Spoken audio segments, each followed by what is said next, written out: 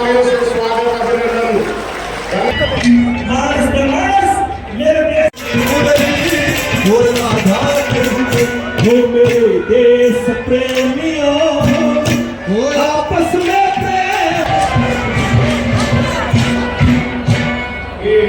हमारे भाई जवान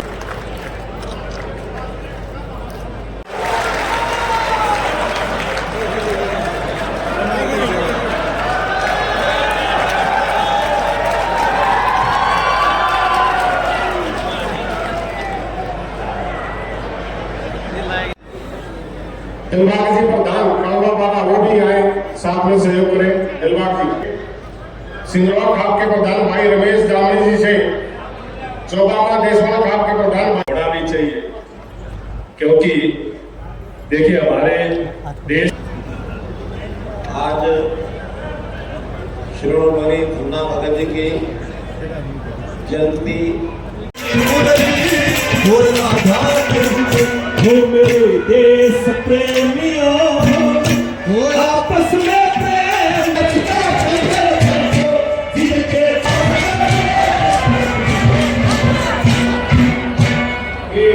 हमारे भाई जवान रणवीर सिंह परिसर के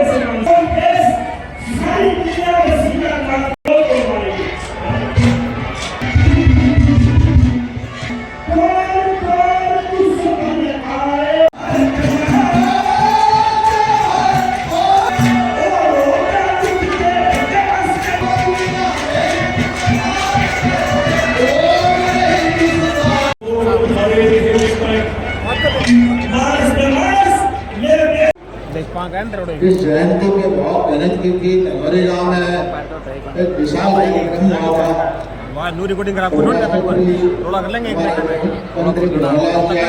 रिकॉर्डिंग खराब होगी तो और के बाल बनाना है तो वही खराब होगी जो सांसद है पूर्व प्रदेश अध्यक्ष और हमारे दूसरे सांसद राज्यसभा के हमारे लाजवाब जी, यहाँ के देशवाल साहब, आसपास के गांव से आए हुए हजारों की ये संख्या,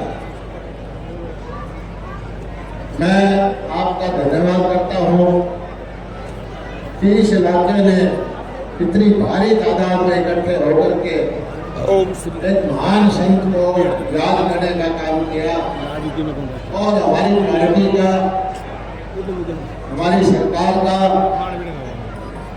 भी ये योगदान रहा है कि ऐसे संत जिन्होंने 500-700 साल पहले समाज सुधार के लिए काम किया,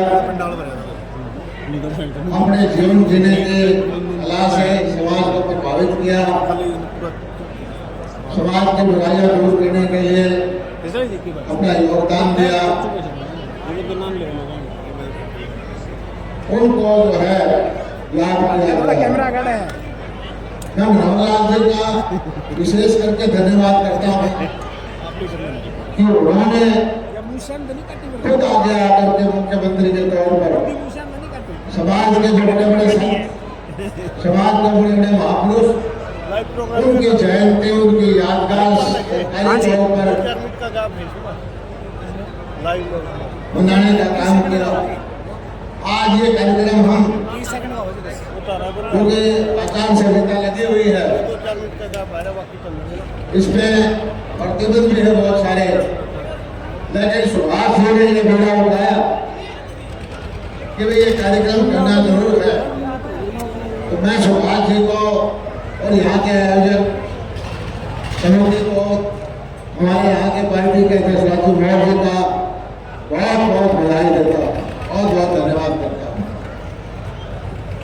ये साधु संत समाज सुधारक किसी एक विशेष जाति के नहीं होते, किसी एक वर्ग के नहीं होते और किसी एक वर्ग की भलाई के लिए काम नहीं करते, चाहे वो गुरु नानक जी हो, संत रविदास जी हो, ऋषि वाल्मीकि जी हो, बन्ना महल जी हो, और बहुत सारे बाबा साहब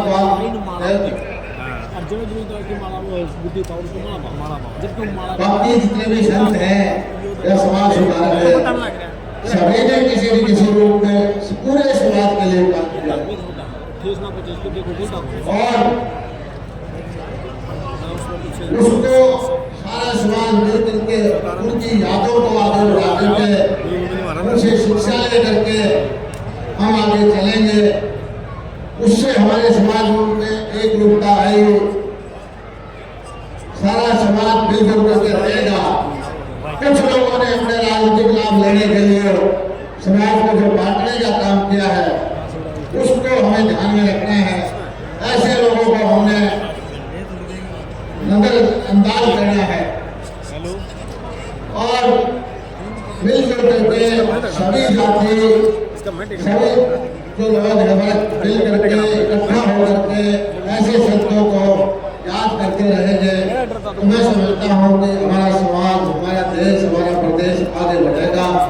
और आज जो देश का आगे बढ़ने का खास कारण है वो यही है कि पूरा देश एक सूत्र में बंद करके उत्तर से दक्षिण, पूर्व से पश्चिम, जहाँ इस देश में अलग अलग धर्म है, अलग अलग जातियाँ हैं, अलग अलग वर्ग है, अलग अलग बोलियाँ हैं, अलग अलग भाषा है, लेकिन एक होकर के जब हम काम कर रहे हैं तो हमारी प्रगति भी बढ़ रही है, दुनिया के अंदर हमारा प्रभुत्व भी बढ़ रहा है और हमारे जो देश का एक युवा शक्ति होती थी उस दिशा में हम आगे बढ़ रहे हैं।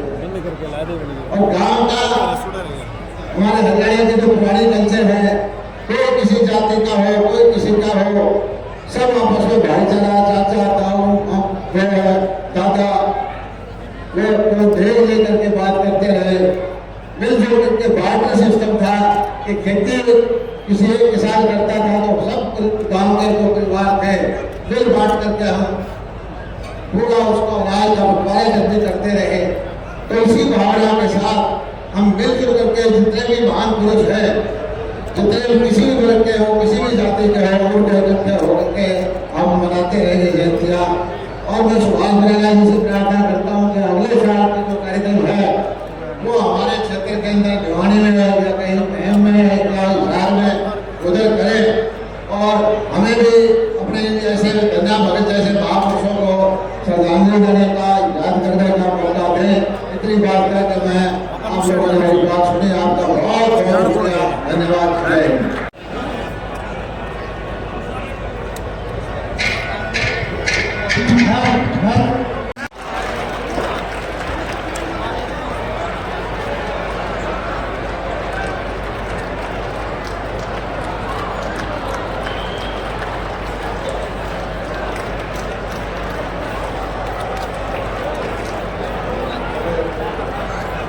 जोरदार तालियों से स्वागत अभिनंदन।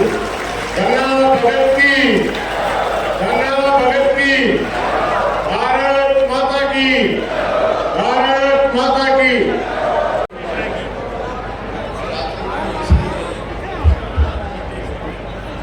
आते ही इसलिए आपके पास आपसे निवेदन करने के लिए आवाज ऊंची करो, शायद पीछे नहीं जा रही, आवाज चेक करने के लिए आपसे अपील करनी है।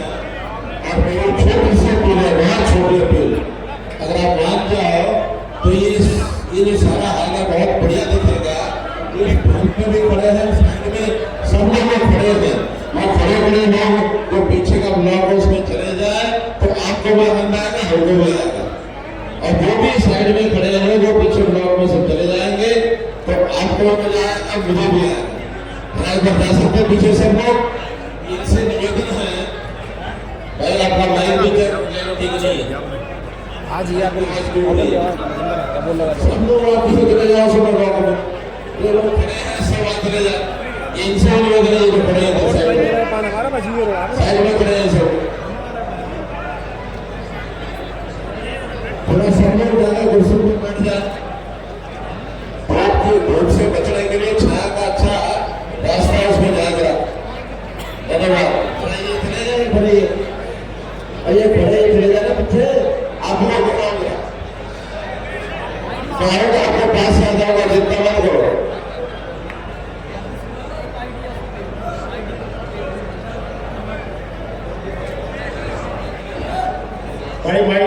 वो माइक ठीक हो गई।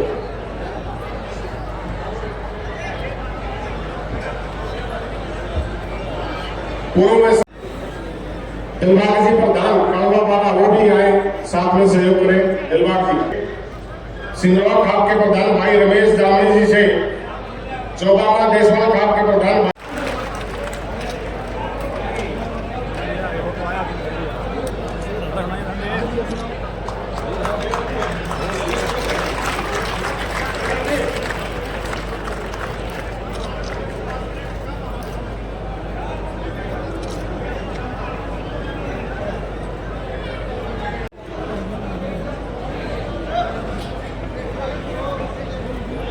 बहुत बहुत धन्यवाद जी, बहुत बहुत धन्यवाद। अब मैं निवेदन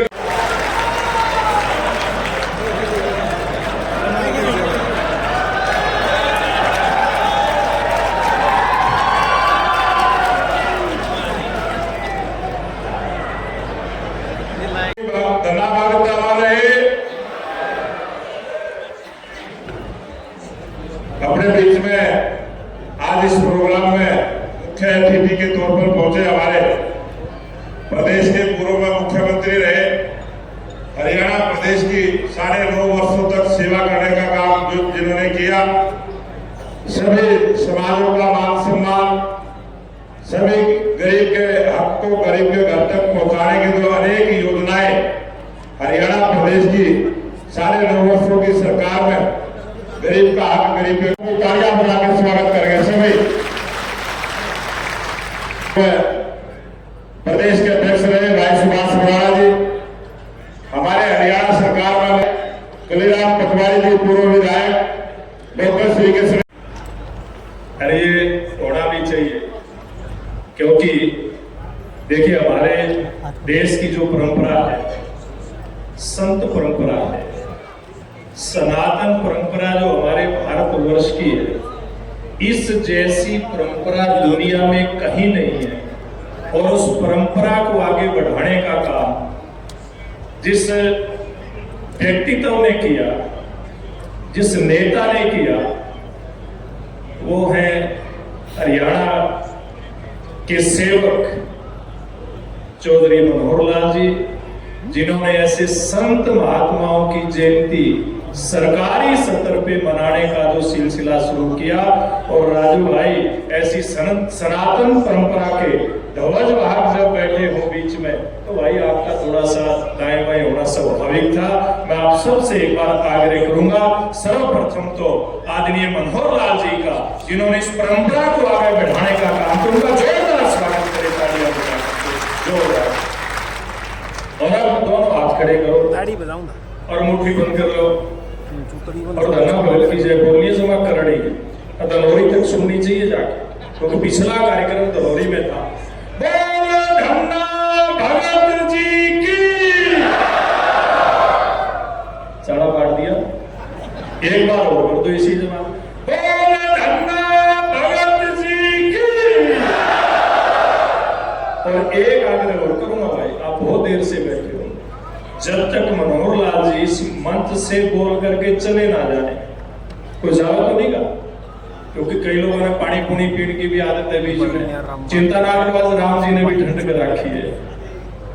आज ये जो धन्ना भगत जी की जयंती यहाँ पिल्लू खेड़ा के अंदर मनाई जा रही है, इस जयंती में हमारे बीच में आज मुख्य अतिथि के रूप में, मुख्य मेहमान के रूप में उपस्थित आदरणीय चौधरी मनोहर लाल जी, मैं इनको चौधरी कहता हूं क्योंकि ये हरियाणा की चौधर को मजबूत करने वाले भी हैं, उसको आगे लेकर के जाने वाले भी हैं, और जन्म से और कर्म से किसान भी है। वो अलग बात है कि हरियाणा की सेवा करते करते आप किसान को तो याद रखे, अपनी जमीन को आपने समाज के के लिए दान दे दिया। जो जमीन आपके पास थी खेती वाली, मैं भी उस जमीन में, उस खेत में कई साल पहले जाके आया था, उस समाज के लिए दान कर दी, वो अलग बात है। ऐसे आज के मुख्य मेहमान आदरणीय मनोहर लाल जी हमारे बीच में, हरियाणा सरकार के मंत्री हमारे भाई जेपी दलाल जी, राज्यसभा के सांसद, बहुत वरिष्ठ नेता, पूर्व मंत्री आदरणीय कृष्ण पवार जी, आदरणीय जसवीर देसवाल जी, आदरणीय कलीराम पटवारी जी, आदरणीय बचन सिंह आर्य जी, करमवीर सैनी जी, ऐसे हमारे जींद के विधायक डॉक्टर कृष्ण मिट्टा जी, और मंच पर इतने लोग बैठे हैं, इनका सबका नाम लूंगा तो बहुत देर लगेगी, लेकिन एक नाम जो सबसे महत्व का है, जिनने इन सब लोगों को, चाहे वो खाप पंचायतों के लोग हैं या हमारे एसजीपीसी के हमारे बहन जी यहाँ सदस्य आए हैं, सब यहाँ सिख समाज के बंधु आए हैं, जाट खाप पंचायतों के, सर्व खाप पंचायतों के हमारे पदाधिकारी आए हैं, ऐसे सब लोगों को जिन्होंने इस एक मंच पर यहाँ पर उपस्थित किया, ऐसे भारतीय जनता पार्टी के बड़े जुझारू जिला के अध्यक्ष और इस कार्यक्रम में जिन्होंने महत्वपूर्ण भूमिका निभाई, केंद्रीय भूमिका में इस कार्यक्रम में है भाई राजू मोर जी, और भारतीय जनता पार्टी के हमारे इस लोकसभा के लोक लाडले प्रत्याशी, राय से विधायक और प्रदेश भारतीय जनता पार्टी के महामंत्री, और जो आज धन्ना भगत जी की जयंती पे आपका आशीर्वाद प्राप्त करने के लिए हमारे बीच में आए हैं, ऐसे आदरणीय भाई मोहनलाल कौशिक जी। और ये जो कार्यक्रम यहाँ पर हो रहा है, इस कार्यक्रम में जिन्होंने रौनक लगाने का काम किया, ऐसे यहाँ के जो धन्ना भगत जी की जो धर्मार्थ पर सभा है, इसके अध्यक्ष आदरणीय तेजवीर कुंडू जी, बुरान गांव के सरपंच भाई जोगेंद्र जी, प्रधान कावड़ा तपा सत्यनारायण जी, दिलबाग कुंडू जी प्रधान कावड़ा तपा, रामफल जी प्रधान 6 गामा का, मनोज कुमार जी प्रधान संत कबीर पिल्लू खेड़ा, संदीप डांगी प्रधान विश्वकर्मा धर्मशाला, रमेश जामणी सिरोहा खाप प्रधान, हवा सिंह देसवाल प्रधान चौगामा देसवाल, राजवीर सिंह प्रधान बीसी चौपाल, श्रीमती परमिंदर कौर जी मेंबर हरियाणा जो श्रोमणी गुरुद्वारा प्रबंधक कमेटी है, प्रीता कावड़ा प्रधान ब्राह्मण धर्मशाला, और योगेश जैन प्रधान अग्रवाल धर्मशाला, राकेश सैनी वकील प्रधान सैनी धर्मशाला, और ऐसे तमाम जो यहाँ पर अन्य समाजों के भी मुखिया उपस्थित हैं। और आज के इस बहुत ही सुंदर भव्य दिव्य जो कार्यक्रम यहाँ धन्ना भगत जी की जयंती का हो रहा है, इस अवसर पर यहाँ पर पंडाल में मौजूद हजारों की संख्या में मेरे बहुत ही श्रद्धा के योग माताओं बहनों, बहुत ही सम्मान के योग बुजुर्गों, नौजवान साथियों, और इधर मंच पे भी बहुत जिम्मेवार लोग बैठे हैं, ऐसे सभी आमंत्रित बंधुगण, सर्वप्रथम में आप इतनी बड़ी संख्या में आए, आपको हाथ जोड़ करके प्रणाम करता हूँ, आपको नमन करता हूँ, आपका अभिनंदन करता हूँ, आपका स्वागत करता हूँ।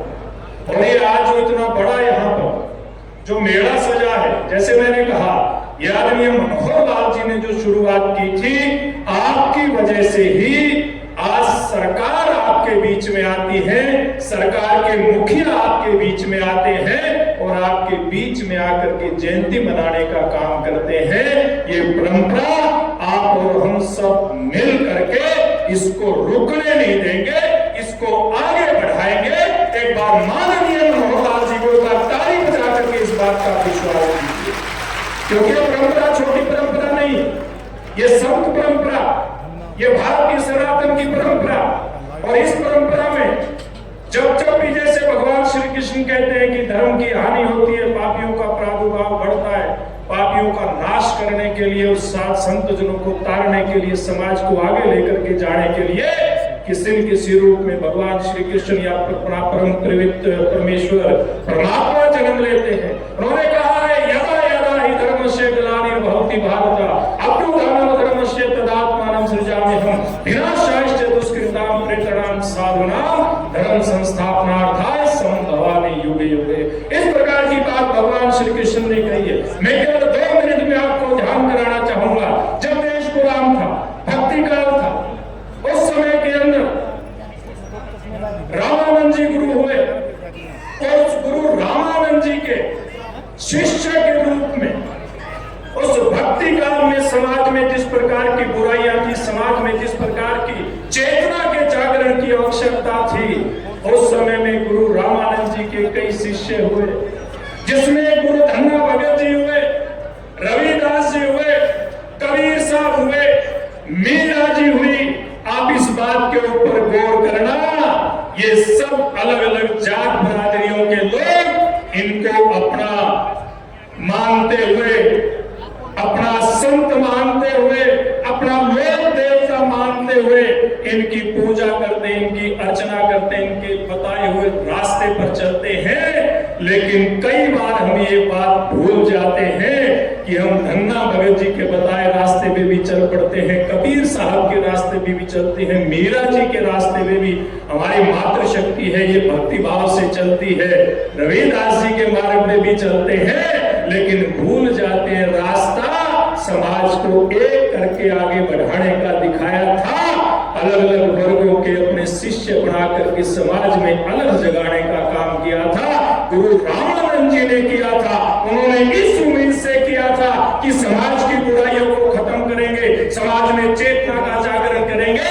आज मैं इस मंच से आपके सामने केवल एक ही हाथ जोड़ करके अपील करके जाता हूं कि उन शिष्यों में से, रामानंद जी के शिष्यों में से सब पहुंचे हुए थे, लेकिन जिन धन्ना भगत की जयंती मनाने के लिए हम और आप यहाँ पर इकट्ठे आए हैं, वो इन सबसे अलबेले थे, वो सबसे अलग थे। वो उनके अंदर इतना भक्ति का भाव था। राजस्थान के धुआं कला में जब उनका जन्म हुआ था, एक बहुत सामान्य किसान परिवार में संतों की बड़े भाव के साथ सेवा करने की आदत उनकी थी। गांव के अंदर कोई भी संत आता था, पैदल आते थे, जाते थे, धन्ना भगत जी आग्रह करके अपने घर पे बुलाते थे, उनकी माता जी के हाथों से उनको भोजन करवाते थे, प्रसाद दिलाते थे, और ऐसा करते करते भूल जाते थे कि घर के अंदर अनाज है भी नहीं। मैं उदाहरण दे करके अपनी बात समाप्त करूंगा। एक बार की घटना है, धन्ना भगत जी खेत के अंदर, खेत में बिजाई करने के लिए जा रहे थे। सामने से संत आ गए, संतों को प्रणाम किया, चरण स्पर्श किया और उनसे सेवा उनसे पूछी, और उनसे पूछा कि भोजन प्राप्त करोगे क्या? संतों ने कहा बिल्कुल भोजन प्राप्त करेंगे। धन्ना भगत जी के पास और कुछ नहीं था, खेत के नजदीक थे, खेत के अंदर संतों को बिठाया और वो जो भी बीजने के लिए लेकर के आए तो उसकी जैसे तैसे व्यवस्था की। वो बीज सारा संत जनों को भोजन के रूप में, प्रसाद के रूप में उनको ग्रहण करवा दिया। बीजने के लिए तो एक मुट्ठी बीज नहीं बची थी। भगवान श्री कृष्ण की उनके ऊपर अपार कृपा थी। उनके गायों को चराने का काम भगवान श्री कृष्ण करते थे, और जब उन्होंने भगवान श्री कृष्ण को याद किया तो उनको एक बात समझ में आई। उन्होंने खेत से रोड़े कंकर उठाए और खेत के अंदर उनको छींटा मार दिया। बाद में देखते हैं कि किस प्रकार की लहलहाती फसल हुई थी। ये होता है भक्ति भाव, ये होता है अपने आराध्य देव के प्रति समर्पण। और इसलिए कहा है कि धन्ना भगत को हरि सो है, बिना बीज के निपजियो के। ऐसी बातें बहुत सुनने को मिलती है।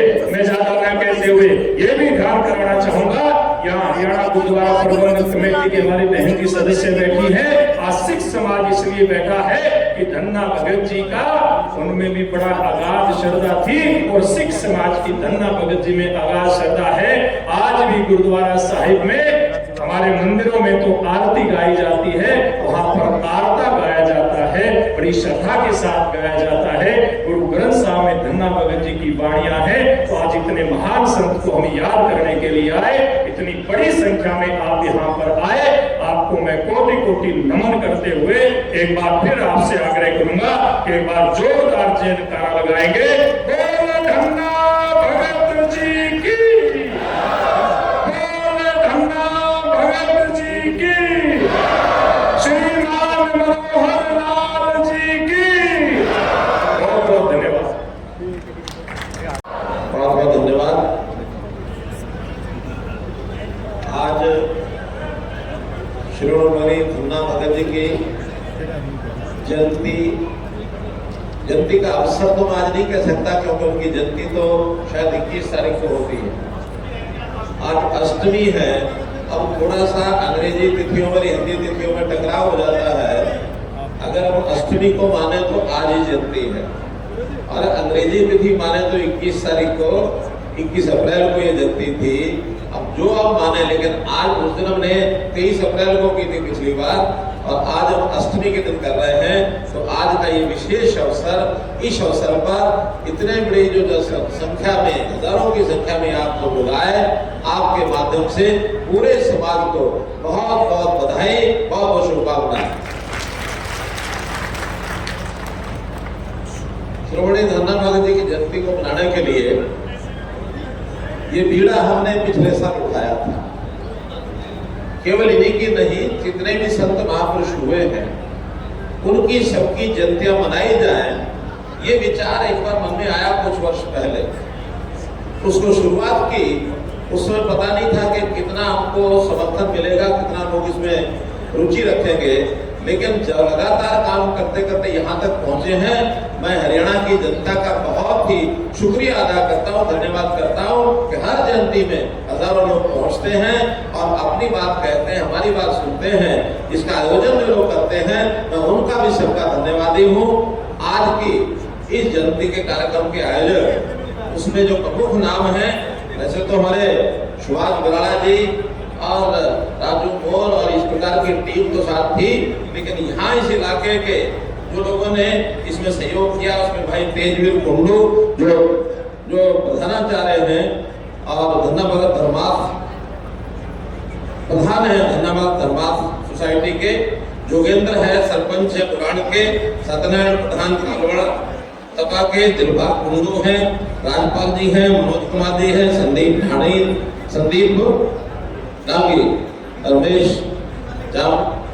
रमेश जापड़ी, हवा सिंह देशवाल, राजवीर सिंह जी, श्रीमती प्रबंधर कौर, प्रीतम कालवा, योगेश जैन, राकेश सैनी वकील, ये सब लोग ऐसे हैं जिन्होंने टीम के रूप में अपना काम किया और इस कार्यक्रम को सफल किया।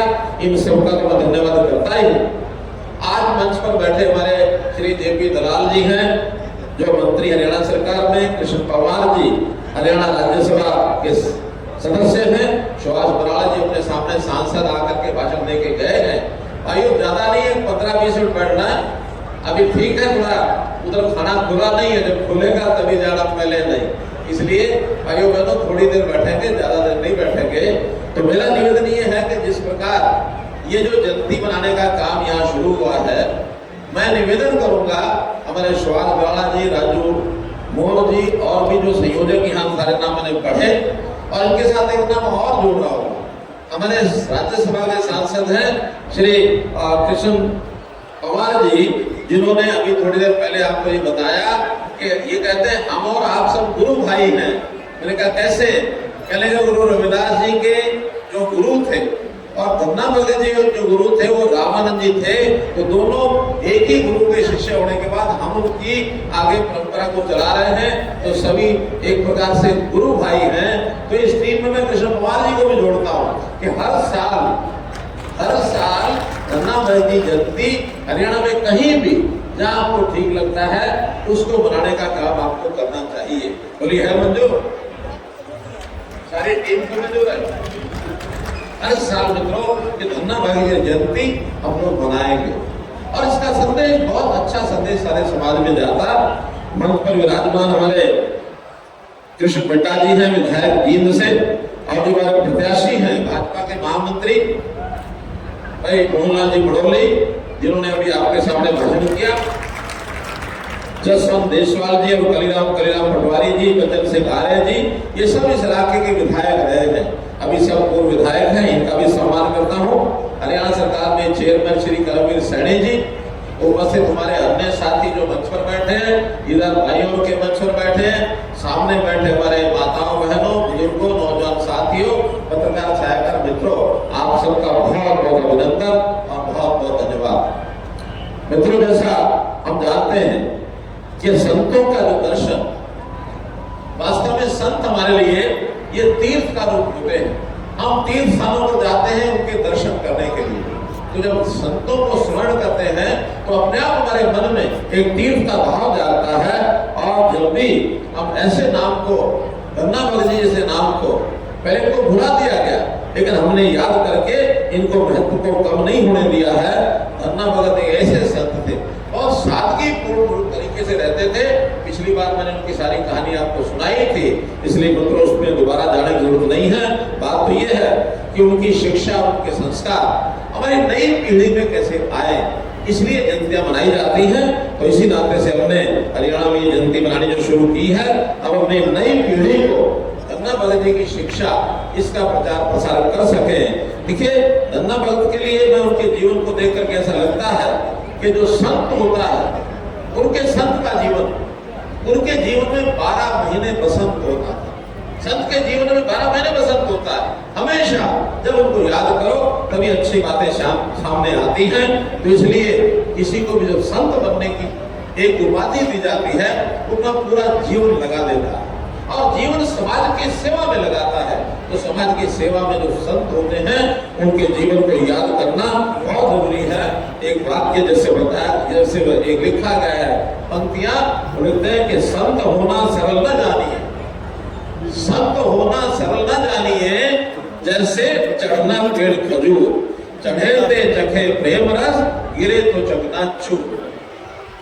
अगर संत बन गए हैं तो जैसे पेड़ खजूर होता है, खजूर पर अगर कोई खजूर चख लिया तो समझो आनंद आ गया, उसका प्रेम रस मिल गया। लेकिन अगर कहीं उस रास्ते से गिर गए तो चकनाचूर हो जाते हैं। इसलिए मित्रों, संतों के जीवन से हमको जो सीख मिलती है, उस विषय को लेकर के हम आगे बढ़ते हैं। अब थोड़ा विषय में इसमें और थोड़ा जोड़ना चाहूंगा कि आखिर लोग, जैसे हम राजनीतिक क्षेत्र के लोग, कई बार जब इस प्रकार के हम कार्यक्रम करते हैं तो लोग हमको कहते हैं कि भाई राजनीतिक पार्टी के आदमी ये संतों की बात क्यों करते हैं, ये धर्म की बात क्यों करते हैं, संस्कारों की बात क्यों करते हैं।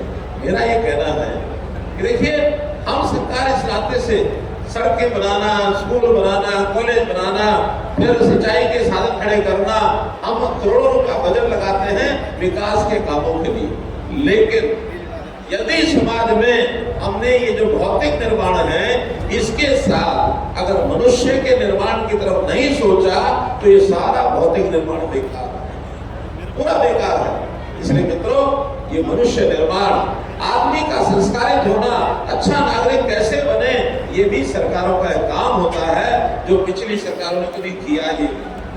उन्होंने सोचा कि नागरिक कैसा होना चाहिए, नागरिक ईमानदार होना चाहिए, असत्य बोलने वाला होना चाहिए, सेवा भावी होना चाहिए। कभी पिछली सरकारों ने सोचा ही नहीं सोचा।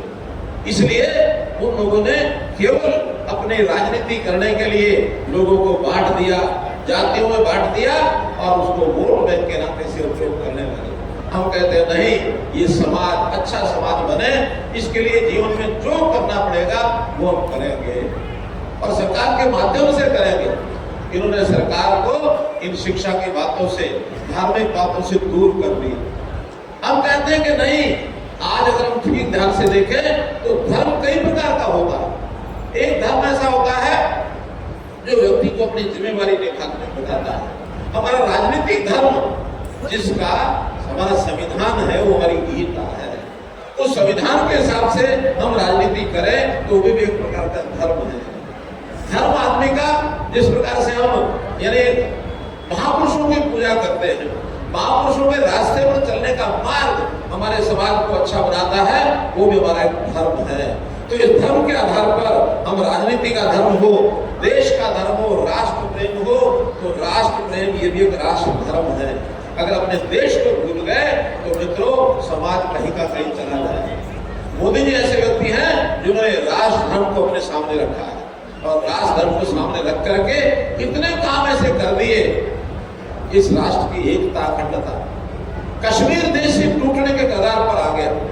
कांग्रेस ने 370 धारा लगा के रखी थी तो कश्मीर देश का तोड़ नहीं पाया।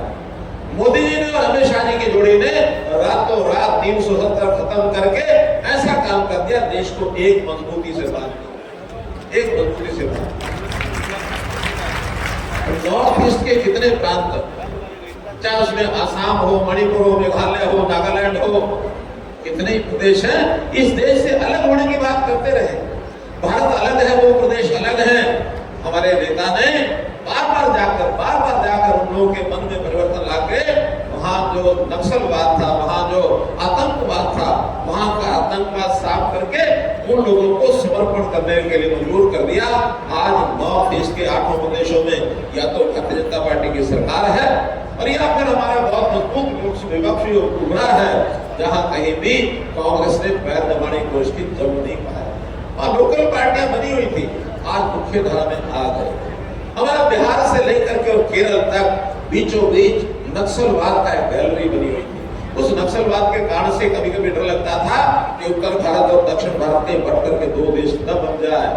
मित्रों, उस सारे को खत्म करके आज पूरे देश की एकता अखंडता, ये मोदी जी के पिछले 10 साल का परिणाम है। तो इस 10 साल के अंदर राष्ट्र प्रेम का, राष्ट्र धर्म का जो निभाना निर्वहन किया है, ये हमारे मोदी जी ने किया है। हमारी जीवन पद्धति ये अच्छी बने, इस जीवन पद्धति में हमारे जैसे महापुरुषों का विषय आता है। वहां हमारे कई प्रकार के ऐसे समाज के अंदर स्थान बने हैं। हर कोई अपने महापुरुष के आधार पर कोई मजहब, कोई धर्म इस नाते से अपनाता है, कोई भक्ति मार्ग अपनाता है। हमारा इलाका आर्य समाज का इलाका है। आर्य समाज में स्वामी दयानंद जी की बताई हुई शिक्षा के ऊपर हम लोग चलते हैं। लेकिन जब इनके बात करते हैं तो हमारे कांग्रेस के मित्र कहते हैं कि नहीं नहीं, बीजेपी वालों को ये बात नहीं करनी चाहिए। हम कहते हैं क्यों नहीं करनी चाहिए? अगर समाज को प्रेरणा देने वाले लोगों का अगर हम गुणगान नहीं करेंगे तो क्या उनको गालियां देने से कोई आगे हमारा काम है क्या? या उनको समाज से दूर रखने का काम है क्या?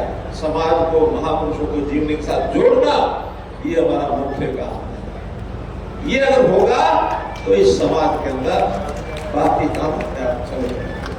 मित्रों, आज गुमराह करने की बात जो करते हैं, कहीं कहीं समाज के नाते कुछ अलग अलग मजहब बने हुए हैं। समाज को बांटने का काम कांग्रेस जैसे करती है। अब इन्होंने जो नया शोषा छेड़ा है कि क्या हम ओबीसी के आरक्षण में मुस्लिम समाज को जोड़ देंगे। हमारा कहना, मजहब के आधार के ऊपर हमें सरकार के अंदर कोई काम नहीं करना चाहिए। मजहब समाज के हित के लिए काम करने वाले अपने आप ही करने की संस्थाएं उनकी होती है। आज ओबीसी यस, जिसको कहना चाहिए अनुसूचित जाति एससी, ये सामाजिक और आर्थिक आधार पर एक पिछड़ापन है। ये पिछड़ापन है, इसलिए सहूलतें दी जाती है, आरक्षण दिया जाता है।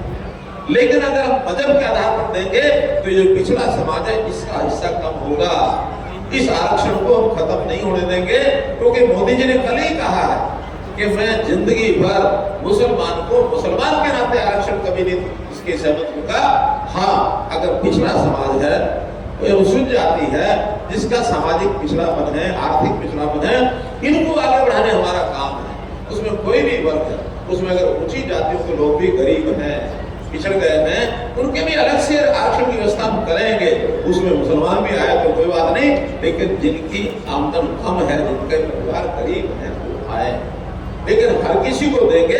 कर्नाटक में इन्होंने ऐसे ही शुरू कर दिया, इन्होंने कहा हम सब मुसलमानों को आरक्षण देंगे। अगर भाई सबको देंगे तो फिर बाकी समाज कहां जाएगा? तो इस संविधान की परंपरा को बना के रखना, मोदी जी इसके लिए आगे बढ़े हैं, कभी भी आगे बढ़ने नहीं देंगे। मित्रों, तो मैं तो यही कहूंगा कि आज समाज के अंदर आज जो राजनीति का जो समय आया है, इस समय चूंकि चर्चा मुझे इसलिए भी करनी है कि आगे लोकसभा का चुनाव है, और इस लोकसभा के चुनाव को अभियान अब ये चल पड़ा है, तो आपको बहकाने वाले लोग बहुत आएंगे। हमारे कांग्रेस के लोग हताश हो चुके हैं। हताश क्यों हुए हैं? क्योंकि उनको डर सता रहा है चुनाव के अंदर कुछ उनको मिलेगा नहीं, ये डर सता रहा है। और दूसरा, जो उपलब्धियां मोदी जी की 10 साल की हैं, वो 50 साल में काम नहीं कर सके, उनको ये भी परेशानी हो रही है, उनको एक चिढ़ उठ रही है, और वो तरह तरह के झूठ बोलने के लिए आगे आ रहे हैं। इस प्रकार के झूठ बोलने में आप लोगों को, एक झूठ उन्होंने बोला कि हम गरीबी हटाएंगे। अरे गरीबी हटाते हटाते इंदिरा गांधी 1970 में नारा देकर के राज कर गई।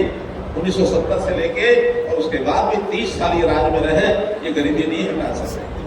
ये गरीबी को साथ लेके चलते हैं कि इनका जो है वोट बैंक बना रहे। एक कहानी बताता हूं आपको। एक बार एक साहबजादा, राजा का कोई बेटा पोता, और वो उसको राज हाथ में लग गया। राज आते ही उसने कहा कि अच्छा, मेरा पहला फरमान ये है कि जितने जेल में कैदी हैं सबको छोड़ दो। अब जेल में कैदी छूटने लग गए। वो जाके देखता रहा कि जेल से कैदी छूट रहे हैं। एक बुजुर्ग वहां आया जो कई सालों से जेल में था। ऐसे उस साहबजादे ने पूछ लिया कि बाबा तुम जेल में कब से हो? उन्होंने कहा मैं तो तेरे बुआ जान के समय से जेल में हूं। अब्बा जान की जेल में हो? अब्बा जान के समय? कि हाँ उस टाइम अब्बा जाने तुम्हारे दादा के टाइम से मैं जेल में पड़ा। कहले अच्छा। उन जेल वालों को कहा इसको बुलाओ, फटाफट वापस बुला। क्या कि इसको वापस जेल में डाल दो। बड़े हैरान हुए सब के सबको, जवानों को छोड़ दिया और ये बूढ़ा बाबा जो उनके बताते के समय से और जेल में है उसको वापस ले आओ। साहबजादे से पूछा कि भाई इसको वापस जेल में क्यों डाल रहे हो? कहने लगे देखिए ये हमारे अब्बा जान की उनकी निशानी है और अब्बा जान की निशानी को अपने साथ बना के रखना चाहिए, उनको नहीं छोड़ना चाहिए। तो ये जो गरीबी है ये राहुल गांधी की अब्बा जान की, इनकी दादी की, इनके नाना की, ये उनकी दी हुई चीज है। ये गरीबी को कभी नहीं जाने देंगे, कभी छोड़ेंगे नहीं। इन गरीबों को वोट में बना के रखेंगे, इनको वोट में बना के रखेंगे। इन गरीबों की गरीबी दूर करने के लिए मोदी जी ने 10 साल में क्या क्या किया। गरीब के लिए मकान दिया, मकान में शौचालय भी दिया, मकान में बिजली भी दी, मकान में पानी भी दिया, मकान में गैस सिलेंडर भी दिया। परिवार में कोई बीमार हो जाए तो हर गरीब परिवार को 5 लाख रुपए का बीमा ये भी दिया, ये भी दिया। और अब तो नई जो घोषणा पत्र हुआ वाला जो आया है संकल्प पत्र, उसमें कहा कि गरीबी अमीरी नहीं, 70 साल से ऊपर के जो हमारे बुजुर्ग हैं, आदरणीय हैं, उन सब के इलाज के लिए हर व्यक्ति के लिए ये 5 लाख रुपए सुरक्षित रखा कि कोई भी बुजुर्ग आदमी बीमार होता है उसको 5 लाख का बीमा अलग से मिलेगा, अलग से मिलेगा। ये बहुत बड़ी घोषणा हमने की है। मित्रों मैं तो ये कहूंगा कि हम लोगों को कांग्रेस से सावधान होना है, क्योंकि कांग्रेस की परेशानी ये है कि कांग्रेस आज धरती पर कहीं नहीं है। कांग्रेस को समाप्त करने के लिए राहुल गांधी ने रोल अपना शुरू कर दिया। कांग्रेस का ना तो कोई संगठन है, ना कोई ऐसा कैडर है, ना उनको चुनाव में कैंडिडेट मिल रहे हैं। और कैंडिडेट मिल जाते तो जनता सब समझ चुकी, उनकी सब जानकारी उनकी हो गई। और आज राहुल गांधी हो चाहे उनका संगठन हो, चुनाव को उठा नहीं पा रहे हैं। साहबजादे को ताजपोशी करने के लिए कांग्रेस लालायत है, राहुल गांधी की ताजपोशी करा नहीं रहे। और राहुल गांधी को डर ये लग रहा है कि माता जी जो है वो रिटायर हो रही है, कब तक चलेगी, रिटायर हो जाएंगे, इसलिए उनके मंसूबे पूरे नहीं हो रहे। महात्मा गांधी ने 1947 में जब देश आजाद हुआ उस समय ये कहा था कि भाई देश को आजादी मिल गई, अब कांग्रेस की जरूरत नहीं है, कांग्रेस को बंद कर दो, नई जो पार्टियां आएंगी वो अपने आप जनता से वोट लेकर के जो राज करेगी। लेकिन उस समय जवाहरलाल नेहरू ने कहा कि नहीं आजादी हमने ली है तो हम तो पहले दिन से बिना जनता से पूछे हुए राज हम ही करेंगे। महात्मा गांधी ने कहा था कांग्रेस खत्म कर दो, लेकिन वो राज करते रहे, राज में जनता का कुछ कर नहीं पाया। और आज राहुल गांधी ने महात्मा गांधी की उस लाइन को पकड़ लिया। आज राहुल गांधी जब तक रहेंगे निश्चित रूप से कांग्रेस को खत्म करने का रास्ता राहुल गांधी बनाएंगे। राहुल गांधी और उस लाइन पर चल गए।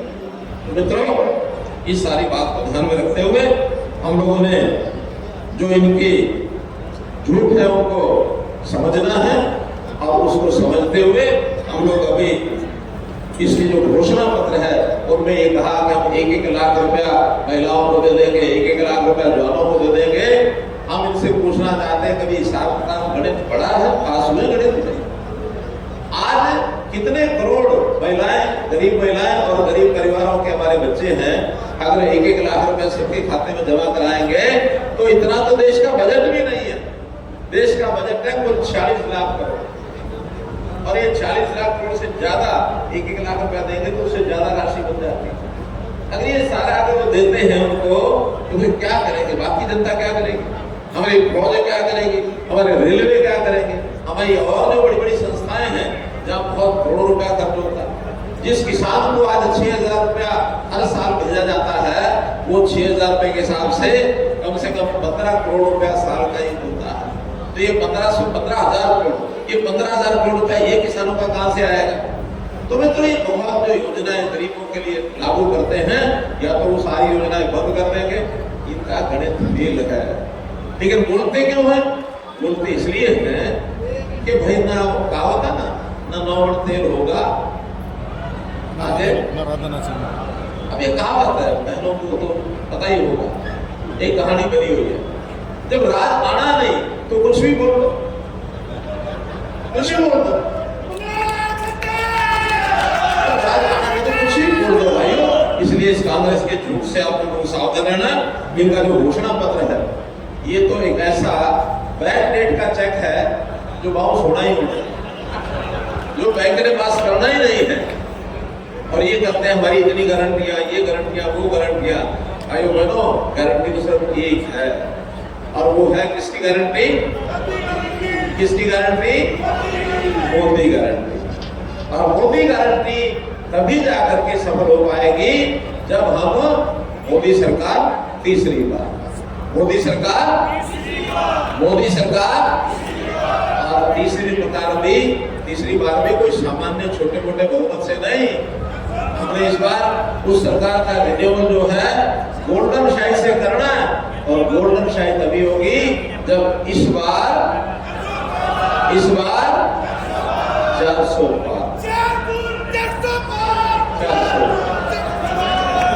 धन्यवाद। और 400 में भाई एक सीट अपनी सोनीपत की भी है।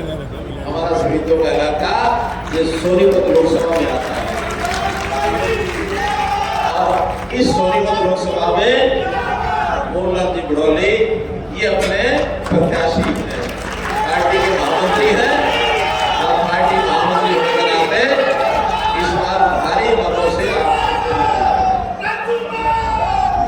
और केवल यही मोहनलाल जी एक जीतेंगे, एक सीट हमारी 400 में ऐड होगी। लेकिन हरियाणा की 10 सीटें हैं, 10 की 10 सीटें, जिसमें एक सीट करनाल की भी है। करनाल हमारे पड़ोस में लगता है, और करनाल से कौन है कैंडिडेट मालूम है? करनाल का कैंडिडेट कौन है? इस लोकसभा में मोहनलाल और मनोहर लाल, ज्यादा फर्क नहीं है। मोहनलाल और मनोहर लाल में ज्यादा फर्क नहीं है। दोनों कंधे से कंधा मिला करके पार्लियामेंट में बैठेंगे और आपकी हर बात को वहां ले जाएंगे, हर बात को वहां उठाएंगे। बहुत सी बातों के लिए यहाँ डिमांड उठाई गई है, बात की गई है। भाई बहनों, मैं इतना ही कह सकता हूँ, ये जो डिमांड्स है आज तो क्योंकि आचार संहिता लगी हुई है, उस आचार संहिता के कारण से उन पर बोलना तो कठिन है। जैसे हमारे राजू को खुद मान के गए हैं, हाँ 4 जून के बाद आपकी सारी मांगों को पूरा किया जाएगा, कोई बात छोड़ी नहीं जाएगी। 15 के लगभग मुझे मांग पत्र मिले हैं यहाँ अलग अलग पंचायतों के, तो इनमें हर एक चीज, उस चीज का नाम अभी मैं नहीं ले सकता, लेकिन छोटी हो चाहे बड़ी हो, 4 जून के बाद हमारे हाथ खुले हैं। और 4 जून में सरकार प्रदेश में भी अपनी है, केंद्र में भी भारी मौत से अपनी आएगी, आपकी सब बातें पूरी की जाएंगी। लेकिन आज इस समय ऊपर बोलना उचित नहीं है, आचार संहिता के कारण से। आप इतनी बड़ी संख्या में आए आज धन्ना भगत जयंती के अवसर पर, फिर से मैं आपको बधाई देता हूँ। और मैं एक वायदा हमारे लोगों ने कर दिया है, अगले साल फिर से धन्ना भगत जयंती में इसी प्रकार के कार्यक्रम में कहीं ना